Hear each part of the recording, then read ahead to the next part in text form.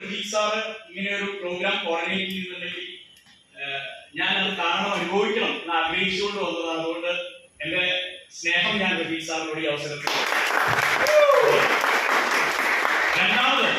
രണ്ടാമത് ഇവിടെ പുതിയ NTC ആയ ഷിബി. ഞാൻ മൈ ലൈഫ് സ്റ്റൈലിലെ 2 ഔട്ട്ലെറ്റ് ഞാനാണ് നടത്തുന്നത്. ഒന്ന് തൃശ്ശൂര്, ഒന്ന് കുന്നുമണം. ഈ 2 ഔട്ട്ലെറ്റ് PUC ഞാനാണ് നടത്തുന്നത്. അപ്പൊ ഞങ്ങള് 2021 തൃശ്ശൂർ ഔട്ട്ലെറ്റ് സ്റ്റാർട്ട് ചെയ്തത്. അന്ന് വിശർത്ത് കുളിച്ച് എല്ലാ ആഴ്ചയിലും 3-4 ലക്ഷം രൂപയുടെ സെയിൽസുമായിട്ട് വരുന്ന കൊച്ചു പയ്യൻ. ഞാൻ അവനെ പ്രതീക്ഷയോടുകൂടി നോക്കി. ഇവൻ എങ്ങനെ എവിടെ നിന്ന് പിടിച്ചു വെച്ചിട്ട് വരണേ. ഞാൻ വലിയ വണ്ടിയൊക്കെ ആയിട്ട് അവളെ വരുന്ന ഒരു ചെറുപ്പക്കാരൻ. അദ്ദേഹത്തിന്റെ കണ്ണിലെ തീയെന്ന് നമ്മൾ കണ്ടു. ഇന്ന് എനിക്ക് അതിനൊരു ഭാഗ്യം കിട്ടി. ഇന്ന് ഒരു നാഷണൽ ടീം കോർഡിനേറ്ററായിട്ട് അദ്ദേഹം ഇവിടെ വിജയിച്ചു വന്ന സമയത്ത് ഇതൊരു പ്രതീക്ഷയാണ്, എല്ലാവരും പ്രതീക്ഷയാണ്. അപ്പൊ തീർച്ചയായിട്ടും ഈ 2 കാരണങ്ങൾ കൊണ്ട് ഞാൻ ഇന്നിവിടെ വരാനും സംസാരിക്കാനും വളരെ സന്തോഷവാനാണ്. എന്നെ കേൾക്കാൻ നിങ്ങൾക്ക് തോന്നണില്ലേ? നിങ്ങളുടെ പുറത്ത് ഒന്നെങ്കിൽ പറഞ്ഞ് പേടിച്ചിട്ടുണ്ട്. എന്തോ സംഭവം വരാൻ പറയുന്നത് അല്ല, ഒന്നുമില്ല. അപ്പൊ നന്നായിട്ടൊന്ന് കൈയടിച്ചാൽ നമുക്ക്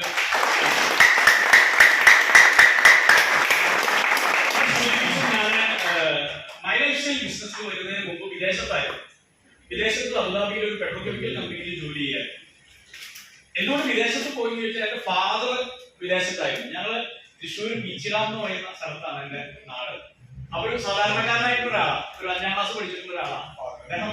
അവിടെ കാർഷിക മേഖലയാണ്. അപ്പൊ കൈപ്പറ്റയും ഉണ്ട്, പാവയ്ക്ക, അങ്ങനെയാണ് പറയാം. ഇതൊന്ന് മാർക്കറ്റിൽ വന്നിട്ട് ഇയാൾ നാട് പോയില്ല. പിന്നെ വിദേശത്ത് നാളെ അവസാനിപ്പിച്ച് തിരിച്ചു വരുന്നു. അപ്പൊ എന്നെ സംബന്ധിച്ച്, എന്റെ കുടുംബത്തിനെ സംബന്ധിച്ച് ഇയാൾ ഹീറോ ആയി. ഇയാൾ വിദേശത്ത് പോയിട്ടാണ് വലിയ മാറ്റങ്ങൾ ഉണ്ടാക്കിയത്. അതുകൊണ്ട് തന്നെ നമ്മളെയൊക്കെ സ്വാധീനിക്കുന്നത് എന്താണ്? ചെറുപ്പത്തിൽ ബസ്സിൽ കയറിയപ്പോ ഡ്രൈവർ ആവാൻ ആഗ്രഹിച്ചു, സിനിമ കണ്ടപ്പോ സിനിമാ നടനാവാൻ ആഗ്രഹിച്ചു. നമ്മളെ സ്വാധീനിക്കുന്നത് മറ്റുള്ളവരുടെ വിജയങ്ങളാണ്. സ്വാഭാവികമായിട്ടും ഞാൻ ആഗ്രഹിച്ചത് എന്റെ അപ്പന്റെ പോലെ വിദേശത്ത് പോകണം, അദ്ദേഹത്തെ പോലെ ഒരു മാറ്റം ഉണ്ടാക്കണം എന്ന് പ്രതീക്ഷിച്ചിട്ടാണ് ഞാൻ വിദേശത്ത് പോയത്. വിദേശത്ത് പോയിട്ട് എത്ര പേരുണ്ട്? ഞാൻ കൂട്ടുകാർ കുറെ ഉണ്ട്. ഒരാൾ വിദേശത്ത് പോയാൽ ഒരു ജോലി ചെയ്യുന്ന ഫോട്ടോ എടുത്ത് ഫേസ്ബുക്കിൽ ഇടാറില്ല. കാരണം വലിയ സുഖമുള്ള സ്ഥലമല്ല. 2 കാര്യത്തിനാണ് അവിടെ ശമ്പളം തരുന്നത്. ഒന്ന്, ഇവിടുത്തെ ഏറ്റവും ചെറിയ ചൂടാണ് അവിടുത്തെ, ഇവിടുത്തെ ഏറ്റവും വലിയ ചൂടാണ് അവിടുത്തെ ഏറ്റവും ചെറിയ. അവിടെ കുടിയിൽ വരെ ഈസിയാണ്. 2, ഇവിടെ നാട് വിറപ്പിക്കുന്ന ഒരാള് ഇവിടെ നിന്ന് അവിടെ പോയിട്ട് നമ്മുടെ അവിടുത്തെ അറബി ആനയെ കാണിച്ച് കുതിരയാണെന്ന് പറഞ്ഞ ബെസ്റ്റ് കുതിര എന്ന് പറയുന്നത്. നാട്ടിൽ തിരിച്ചു ചോദിക്കണം, പരിഗണന അവിടെ നടക്കുക, പണിയെടുത്ത ശമ്പളം വലിയ പോവുക ആണല്ലേ പോയിട്ടൊരു പറയുന്നത്. എനിക്കുണ്ടായ ഏക ഗുണം എന്ന് പറയുന്നത് മലയാളിയുടെ സ്വഭാവം ഉണ്ട്, വിശപ്പിന്റെ അസുഖം. പറയാതെ വിട്ടാൽ മലയാളി എന്ത് പണിയും ചെയ്യും. എനിക്ക് ഗൾഫിൽ പോയിട്ട് കിട്ടിയ ഗുണം വിശപ്പിന്റെ അസുഖം മാറി. കാരണം അധ്വാനിക്കാനുള്ള മനസ്സ് എനിക്ക് കിട്ടിയത് അവിടെ പോയിട്ടാണ്. അപ്പൊ ഏതാളും വിദേശത്ത് പോയി കൂട്ടുകാരൊക്കെ കൂടി വർത്താനം പറയുമ്പോ അവിടെ ചർച്ച എന്താണ്? നാട്ടിൽ വരണം, എന്തെങ്കിലുമൊക്കെ പരിപാടികൾ തുടങ്ങണം, എന്തെങ്കിലുമൊക്കെ കാര്യങ്ങൾ തുടങ്ങണം. ഇങ്ങനെ ചർച്ചകളുള്ള സമയത്താണ് ഞാൻ ലീവിന് നാട്ടിൽ വരുന്നത്. ഈ ബിസിനസ് ഓപ്പർച്യൂണിറ്റി ഒരു BT ഹാളിൽ നിന്ന് ഇത്തരത്തിൽ ഞാൻ ഈ ബിസിനസ് ഓപ്പർച്യൂണിറ്റി കേട്ട സമയത്ത് എന്നെ ആകർഷിച്ചത് 2 ഘടകം. ഒന്നാമത്തെ കാര്യം എന്ന് പറയുന്നത് ഈ ബിസിനസ് തുടങ്ങാൻ മുതൽ മുടക്കില്ല എന്നുള്ളതാണ്. കാരണം എന്റെ ഫാദർ വിദേശത്തായിരുന്നു എന്ന് പറഞ്ഞു. ഇയാൾ വിദേശത്ത് നിന്ന് അവസാനിപ്പിച്ചു വന്നിട്ട് നാട്ടിൽ വന്നിട്ട് ഒരു ടാങ്കർ ലോറി എടുത്തു. പിന്നെ ഞാൻ കഥ പറയില്ല, വരവേൽപ്പ് സിനിമയിൽ മോഹൻലാലിന്റെ അവസ്ഥയാണ്. അവസാനം ഉണ്ടാക്കിയതും പോയി, ചെയ്തതും പോയി, ഒക്കെ പോയി. അതുകൊണ്ട് തന്നെ കുറെ കാശ് മുടക്കിയ പരിപാടി എനിക്ക് താല്പര്യമില്ല.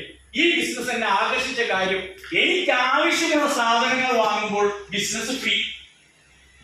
രണ്ടാമത് എന്നെ ആകർഷിച്ച കാര്യം, ഈ ബിസിനസ് ചെയ്യാൻ എക്സ്പീരിയൻസ് വേണ്ട എന്നുള്ളതാണ്.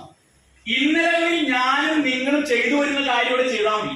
എന്റെയും നിങ്ങളുടെയും ശീലമാണ് പർച്ചേസ് ചെയ്യുക എന്നുള്ളത്. ബിസിനസ് ചെയ്യാൻ ഈ 2 കാര്യങ്ങളും വേണ്ട എന്നുള്ളതാണ് ഈ ബിസിനസ് ചെയ്യാൻ എന്നെ പ്രേരിപ്പിച്ചത്. അങ്ങനെ ഞാൻ ഇതിന്റെ ട്രെയിനിങ് അറ്റൻഡ് ചെയ്തു, മീറ്റിംഗ് അറ്റൻഡ് ചെയ്തു. ഇതിന്റെ സാധ്യത മനസ്സിലാക്കിയ സമയത്ത് ഞാൻ എന്റെ പാസ്പോർട്ട് തിരിച്ചയച്ചു കൊടുത്ത് ജോലി വിട്ട് തുടക്കത്തിൽ തന്നെ ഫുൾ ടൈമർ ആവാൻ തീരുമാനിച്ചു. ഫുൾ ടൈമർ ആയിട്ടാണ് ഞാൻ ഈ ബിസിനസ് തുടങ്ങി. കുറച്ച് പേർക്ക് നന്നായി കൈയടിച്ചു, അവിടെ പണി പോയില്ലോ, ജോലി പോയില്ല. നല്ലൊരു പണിയിലായിരുന്നു, നല്ല ജോലി ചെയ്തു. പോയപ്പോൾ സന്തോഷം ഈ ചിലരുടെ മുഖത്ത് ഞാൻ കണ്ടു. ഞാൻ എന്തുകൊണ്ട് ഫുൾ ടൈം ഞാൻ സ്കിൽഡ് പേഴ്സൺ ആണ്. ഒരു പക്ഷെ ആ ജോലി എനിക്ക് ഇനി കിട്ടും. പക്ഷെ ഇങ്ങനത്തെ ഒരു ഓപ്പർച്യൂണിറ്റി എന്റെ ജീവിതത്തിൽ എനിക്ക് കിട്ടില്ല എന്നുള്ള തിരിച്ചറിവാണ് ഞാൻ ഈ ബിസിനസ് തുടക്കം മുതൽ ഫുൾ ടൈം ചെയ്യാനായിട്ട് തീരുമാനിച്ചത്. നല്ല ഇറങ്ങിയപ്പോ തന്നെ ഞാൻ വിചാരിച്ചു ഇപ്പൊ തന്നെ ചെന്ന് പറയുന്ന ആൾക്കാരൊക്കെ എന്റെ കൂടെ വരും. ഞാൻ എന്റെ വീടിന്റെ ഒരു വെള്ളച്ചൊമര് മുഴുവൻ വരച്ചു വട്ടം. ഞാൻ അവനെ കൊണ്ടുവരുന്നു, അവൻ തകർത്തു കുറിച്ച് ചെയ്യുന്നു. ശിവഭാഷയുടെ തകർച്ചു കുറിക്കാൻ ഇവൻ അങ്ങനെ ചെയ്യുന്നു, അവൻ ഇങ്ങനെ കൊണ്ടിരുന്നു. ഞാൻ ആ ചുമര് നിറച്ചു വരച്ചു. ഇടയ്ക്ക് ലൈറ്റ് ഇട്ടു നോക്കും. ഗംഭീരം. നേരം വെളുത്ത് ഞാൻ ഇറങ്ങി. ഞാൻ ആദ്യം മീറ്റിങ്ങിന് കൊണ്ടുവന്ന് എന്റെ കൂടെ ഗൾഫിൽ ജോലി ചെയ്യുന്ന ആളെ ആ ഇവിടുത്തെ മീറ്റിംഗ് കൂടെ ഞായറാഴ്ച ഉച്ച കഴിഞ്ഞായിരുന്നു മീറ്റിംഗ്. ഇയാൾ നല്ല ബീഫൊക്കെ അടിച്ച് വന്ന് പോയി പിടിക്കാൻ ഇങ്ങോട്ട് കഴിയുന്നു. ജോസഫ്, നമുക്ക് ഒരുമിച്ച് ചെയ്യാം. സന്തോഷം. ഇത്ര എളുപ്പമാണ് ഈ പരിപാടി. ഇങ്ങനെ കൊണ്ടത് ഇരുത്തിയാ പോലെ ഈ പഹയൻ ചെയ്ത പണിയുന്നത് വീട്ടിൽ ചെന്ന് ഞാൻ പിടിക്കാൻ പോകുന്ന ഗൾഫിൽ ജോലി എന്റെ എല്ലാ കൂട്ടുകാരെയും വിളിച്ചു പറഞ്ഞു, ജോസഫ് ഒരു ഉടായ്പ തുടങ്ങിയത്, മിക്കും അവൻ പിടിക്കാൻ സാധ്യത പിടിത്താൻ കൊടുക്കണ്ട, ഞാൻ പോയി കേൾക്കണം. ആദ്യത്തെ പണി തന്നത് എന്റെ ഏറ്റവും വലിയ കൂട്ടുകാരനാണ്. ഒരുമിച്ച് ഒരു കട്ടിൽ ഗൾഫിൽ കിടന്നു ആൾക്കാരാണ്. ഞാൻ എന്റെ ബന്ധുക്കളുടെ ഒക്കെ വീട്ടിൽ പോയി. അവര് പറഞ്ഞു എന്റെ ഞാൻ ഫുൾ ടൈം പറയുമ്പോൾ എന്റെ അപ്പന്റെ അടുത്ത് എന്റെ അപ്പന്റെ ഒരു കൂട്ടുകാരൻ വന്നിരുന്നു. എന്ത് കുശുകുശു എന്താ പറയുന്നത്, നല്ലൊരു പണി കളഞ്ഞു. ഇതിന്റെ പിന്നെ നടക്കാറൊക്കെ ചോദിച്ചു. ഞാൻ എന്റെ അമ്മോട് ചോദിച്ചു, അയപ്പല്ലപ്പോ ഞാൻ വീട്ടിൽ വന്നിരുന്നു. ഞാൻ വിജയിച്ചപ്പോ എന്റെ അപ്പം മരിച്ചു. ഞാൻ വിജയിച്ചപ്പോ ആ ചേട്ടന്റെ അടുത്ത് കഴിഞ്ഞ ആഴ്ച വരെ പറഞ്ഞു, ഞാൻ പറഞ്ഞാൽ മതി രക്ഷപ്പെടുന്നു. അപ്പോൾ അയാൾ കഴിക്കുന്നു പോയി.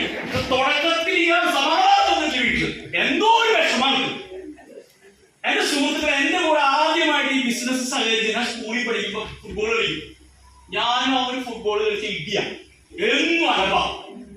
അവസാനം ഗതി കെട്ടി ഞാൻ അവരെ വിളിച്ചു. എന്റെ ശത്രുവിനെ ഞാൻ ഇന്ന് കാണാൻ വേണ്ടി അവർ സ്നേഹത്തോടു കൂടി പറഞ്ഞു വരാൻ പറഞ്ഞു. ചെന്നപ്പോൾ ചായ തന്നു. ബിസിനസ് ഒക്കെ പറഞ്ഞപ്പോ ഭാര്യയോട് പറഞ്ഞു, നീ അലമാരി ഒരു 15,000 രൂപ എടുത്ത് ജോസഫിന് കൊടുത്തു. അന്നാണ് എനിക്ക് മനസ്സിലായത് ശത്രുവിനോടാണ് ആദ്യം പറയേണ്ടത്. കാരണം നമ്മളെ കാണുമ്പോൾ ചിരിച്ചു കാണിക്കുന്ന വാട്സപ്പിൽ ലവ് ചിഹ്നം ഇടുന്ന ആൾക്കാർ ആ ലവ് ചിഹ്നത്തിൽ അവസാനിക്കും. അത്ര എനിക്കത് മനസ്സിലായി. അതുകൊണ്ട് തന്നെ ചിരിച്ചു കാണിക്കുന്ന പുഞ്ചിരിച്ചു കാണിക്കുന്നവരല്ല. ഞാൻ എന്റെ ചുറ്റുമുള്ള കാക്കയോടും പൂച്ചയോടും പട്ടിയോടും കോഴിയോടും ഒക്കെ നടന്ന് ഈ ബിസിനസ് പറയാൻ തീരുമാനിച്ചു. കാരണം ഞാൻ കപ്പലിൽ എത്തിച്ചു.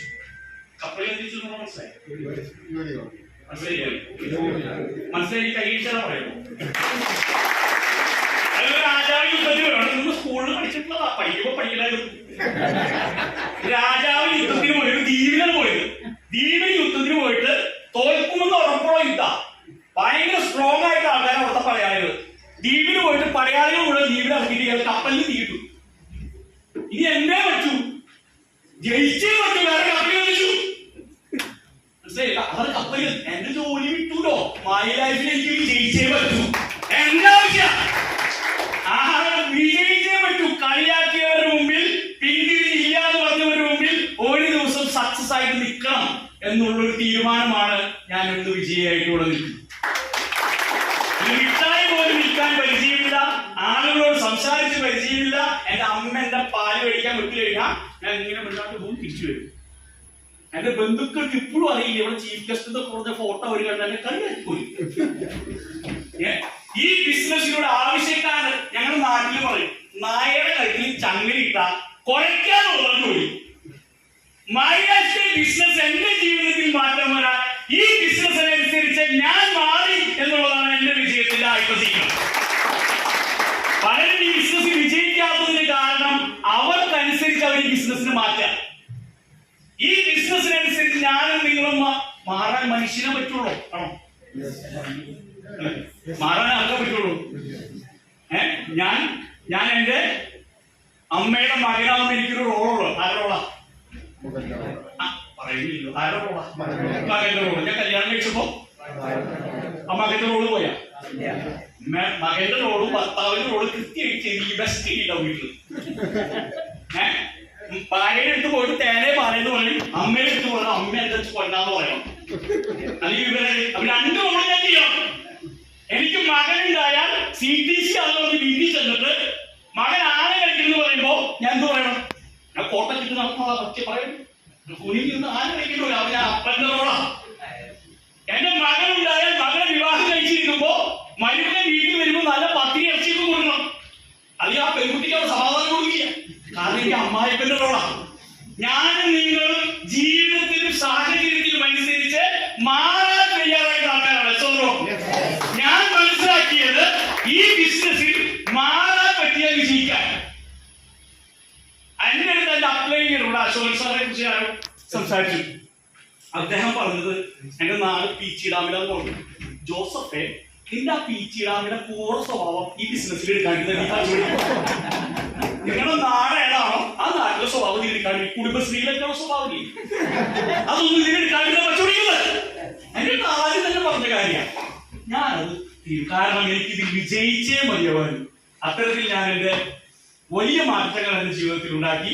ഞാൻ വീട് പണിതു, മുംബൈയിൽ ഒരു ഫ്ലാറ്റ് വാങ്ങി, എന്റെ നാട്ടിലൊരു മിനി കൺവെൻഷൻ സെന്റർ പണികഴിപ്പിച്ചു. 19 രാജ്യത്ത് ടൂർ പോയി, യൂറോപ്പ് ഉൾപ്പെടെ.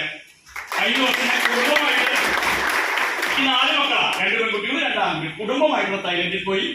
കഴിഞ്ഞ വർഷം 19 യൂറോപ്പ് ഉൾപ്പെടെ യാത്ര ചെയ്യാൻ പറ്റി. നിരവധി സ്വപ്നങ്ങൾ ഈ ബിസിനസ്സിലൂടെ എനിക്ക് പൂർത്തീകരിക്കാൻ സാധിച്ചു. ശക്തമായിട്ടാണ് ഞാൻ ഈ ബിസിനസ് അവസരം ഏറ്റെടുത്ത് ചെയ്തത്. ഇവിടെ ആദ്യമായിട്ട് ഈ ബിസിനസ് കേൾക്കാൻ വന്ന വ്യക്തികളുണ്ട്. കൈ കൊണ്ടിട്ട് ഒരാളെ എന്താ പേര്? അറിയിക്കുന്ന പേരെന്താ? ഗീതാന്നാ. ആരാ കൊണ്ടുവന്നത്? കൊണ്ടുവന്നാരാ? ഈ മീറ്റിങ്ങിന് വിളിച്ചുകൊണ്ടുവന്നാരാ? അറിയില്ലേ? സാറാണ് വിളിച്ചിട്ടുണ്ട്. അവിടെ അങ്ങോട്ട് നോക്കണം. ആദ്യമായിട്ട് ഈ മീറ്റിംഗ് കേൾക്കാൻ മേഡം വന്നു. മേഡം ഈ ബിസിനസ് മനസ്സിലാക്കി ജോയിൻ ചെയ്തു വിചാരിക്കും. ഈ മനുഷ്യന് ആർക്കൊരു പണിയാണ്. കാരണം മേഡത്തിന് വിജയിപ്പിക്കുന്ന ഉത്തരവാദിത്തം ആൾക്ക് ഓർത്തയും. നിങ്ങൾ പുതിയാണ് ചേർത്തതെങ്കിൽ, നിങ്ങളൊരു ഇൻഷുറൻസ് പോളിസിയാണ് ചേർത്തതെങ്കിൽ ആൾക്ക് ബാധ്യതയില്ല. നിങ്ങൾ ഇവിടേക്ക് കൊണ്ടുവന്നിട്ടുള്ളത് നിങ്ങളുടെ ജീവിതത്തെ ഉയർച്ചയെ ആഗ്രഹിച്ച് അതിനുവേണ്ടിയാണ്. അതുകൊണ്ട് നിങ്ങൾ ഇങ്ങോട്ട് വിളിച്ച വ്യക്തി എന്റെ അനുഭവത്തിൽ, അഭിപ്രായത്തിൽ എന്നെ ബിസിനസ്സിലേക്ക് കൊണ്ടുവന്നത് എന്റെ ജ്യേഷ്ഠനാണ്. എന്റെ ജ്യേഷ്ഠൻ ഈ കമ്പനിയുടെ ITC ആണ്. എന്റെ ജ്യേഷ്ഠന്റെ അളിയൻ സജീവ് പാറയ്ക്കൽ, അദ്ദേഹം 2 ID UTC ആണ്. ഇതൊക്കെ കണ്ടിട്ട് ഞാൻ നിങ്ങള് മൈ ലൈഫ് സ്റ്റൈലിലെ വലിയ അച്ചീവേഴ്സിനെ കാണാൻ ഞങ്ങളുടെ കൊച്ചു ഗ്രാമത്തിലേക്ക് വരണം. അവിടെ ഒരു രാഷ്ട്രീയ പാർട്ടി പിരിവിന് വരുന്നുണ്ടെങ്കിൽ അത് മൈ ലൈഫുകാരുടെ വീട്ടിലാണ്. ആ പ്രദേശത്ത് ഒന്ന് അന്വേഷിച്ചാൽ അറിയാം. ഞങ്ങളുടെ നാട്ടിലോട് കല്ലെടുത്തെറിഞ്ഞാൽ ഒന്നില്ലെങ്കിൽ ഒരു പട്ടിയുടെ എടുത്തോളൂ, അല്ലെങ്കിൽ മൈ ലൈഫ് സ്റ്റൈലുകാരുടെ എടുത്തോളൂ. അത്രയധികം ആളുകളുള്ള ഗ്രാമപ്രദേശം മൈ ലൈഫ് ഗ്രാമം എന്ന് വേണമെങ്കിൽ പറയാം. അപ്പൊ എന്നെ സംബന്ധിച്ച് ഈ ആദ്യമായി ഈ ബിസിനസ് കേട്ട വ്യക്തികൾ, പുതുതായിട്ട് ഇന്നിവിടെ വന്ന വ്യക്തികൾ നല്ല തീരുമാനം എടുക്കാന്നുള്ളത്. നല്ല തീരുമാനം. ഞാൻ ഈ ബിസിനസ് തുടങ്ങിയ സമയത്ത് ഞാൻ വീട്ടിൽ നിന്ന് ബൈക്ക് എടുത്തിട്ടാണ് ആദ്യം ഇറങ്ങിയത്.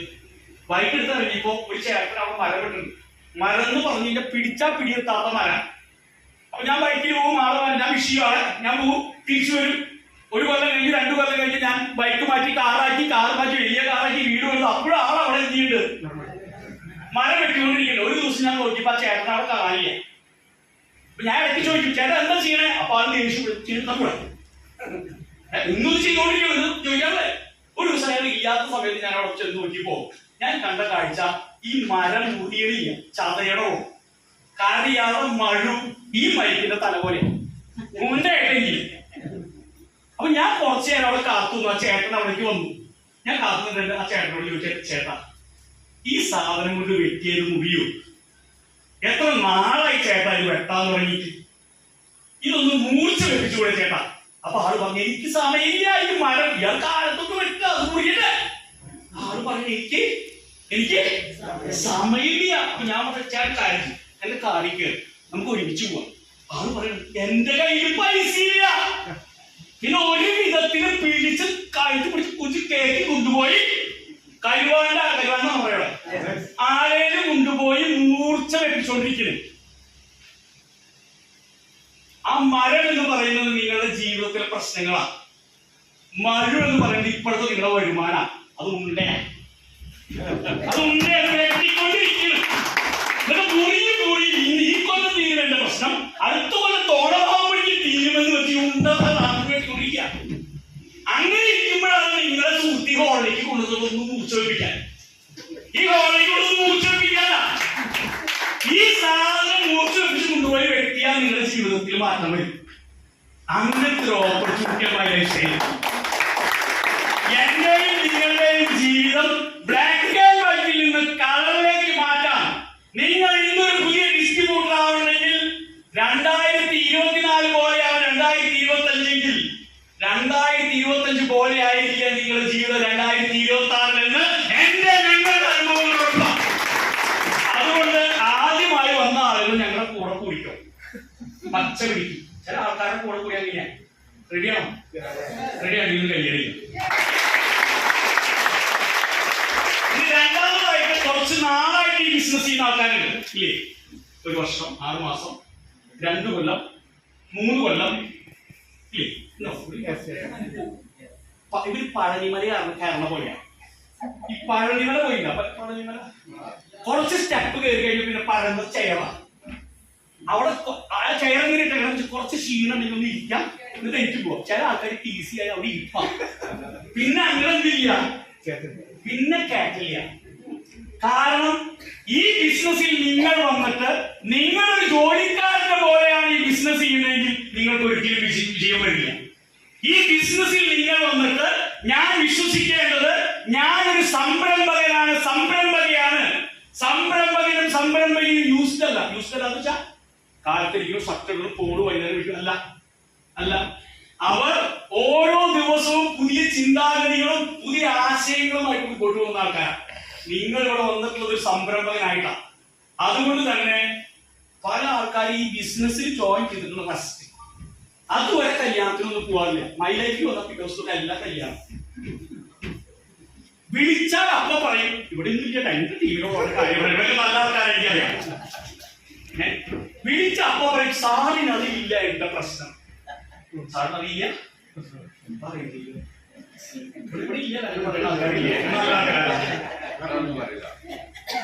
സാറിന് എന്റെ പ്രശ്നം അറിയില്ല.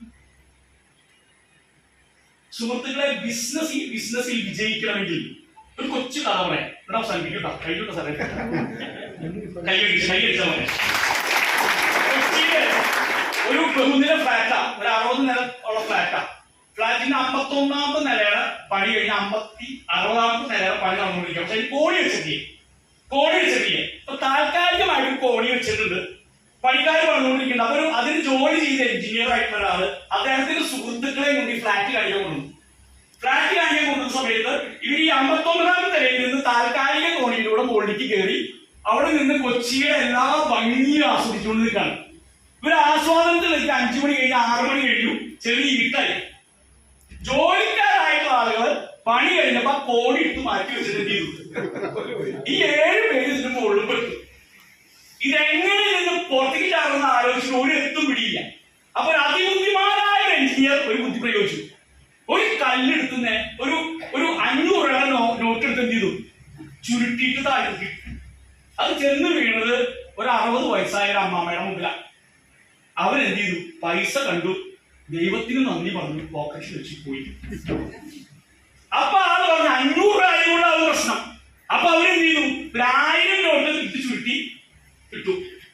അത് ചെന്ന് വീണത് ഒരു ചെറുപ്പക്കാരുടെ മുമ്പിലാണ്. അവരത് എടുത്തിട്ട് എന്ത് ചെയ്തു? 1000 രൂപ വഴി കിടത്തി. ഇനിയും കിട്ടോ ഷാളത് പോക്കറ്റിൽ.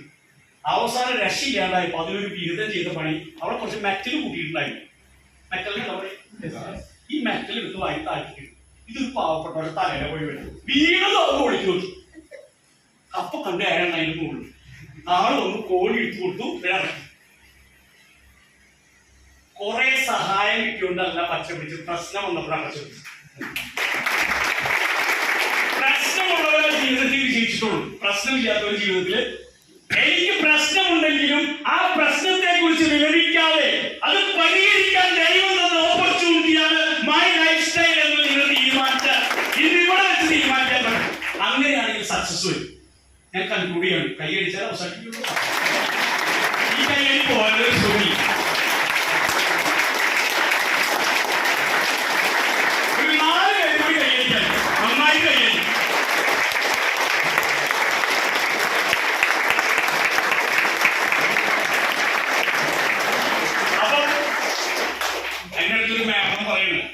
എനിക്ക് ശനിദശയാണ്.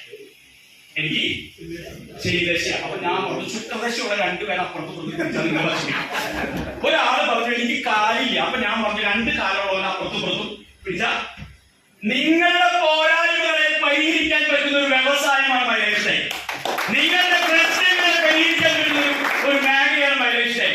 ജോസഫ് മാത്യു എന്ന് പറഞ്ഞ ഒരാള് നല്ലൊരു ഷർട്ട് കിട്ടുന്നെങ്കിൽ, നല്ല വിദേശയാത്രകൾ പോയിട്ടുണ്ടെങ്കിൽ മൈ ലൈഫ് എന്ന് പറയുന്ന കമ്പനിയുടെ ചേർന്ന് വിളിച്ചുവിടാം. അതിന് മുമ്പ് കൂടി ഉണ്ടായി ഒരാളും അറിയില്ല, ഒരാൾ മൈനില്ല, ഒരാൾ കളിയാക്കിയിരുന്ന ഒരാളെ നിങ്ങളുടെ കയ്യിൽ മൈ ലൈഫിനോട് എന്നെ വിശ്വാസമുള്ള ഒരു മീറ്റർ നിങ്ങളുടെ കയ്യിലുണ്ടെങ്കിൽ ആ മീറ്റർ പൊട്ടി തെറിച്ചു.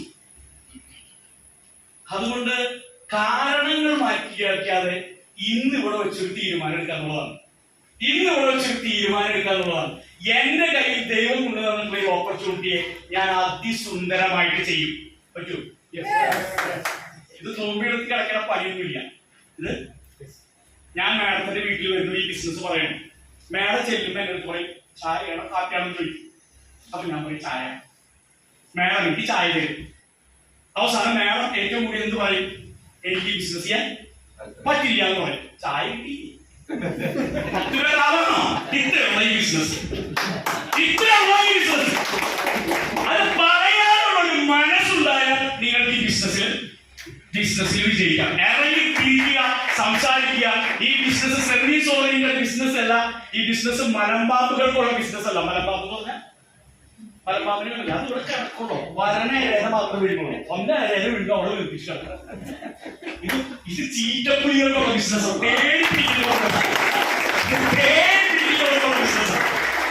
ആളുകളോട് പോയി ഈ ഓപ്പർച്യൂണിറ്റിയും ഈ പ്രൊഡക്റ്റും സംസാരിക്കാൻ ഇന്ന് ഈ ഹോളിൽ വെച്ച് തീരുമാനിച്ചാൽ ഇന്നിവിടെ ഷിബിൻസാർ കയറുന്ന പോലെ ഒരു NTC ആയിട്ട് വരുന്ന ഒരു കൊല്ലത്തിൽ നിങ്ങൾക്ക് കയറിക്കാൻ സാധിക്കും. അത്തരത്തിലുള്ള സുന്ദരമായ തീരുമാനം ഇന്ന് ഈ ഹോളിൽ നിന്ന് ഇറങ്ങി പോകുമ്പോൾ നിങ്ങൾ എടുത്തിട്ട് പോകുക എന്നുള്ളതാണ് എനിക്ക് പറയാനുള്ളത്. അങ്ങനെയെങ്കിൽ ഏറ്റവും സുന്ദരമായ ഭാഗങ്ങൾക്ക് ഉണ്ടാവട്ടെ എന്നും കുറച്ചു നേരം എന്നെ കേട്ടതിന് നിങ്ങൾക്കും ഇവിടെ MC എടുത്ത DOP എടുത്ത അവർക്കൊക്കെ എല്ലാ ലീഡേഴ്സിനും ഒരിക്കൽ കൂടി നന്ദി പറഞ്ഞുകൊണ്ട് ഞാൻ എന്റെ വാക്കുകൾ അവസാനിപ്പിക്കുന്ന. വിഷയം all the best. Jai Hind, Jai my lifestyle. Thank U.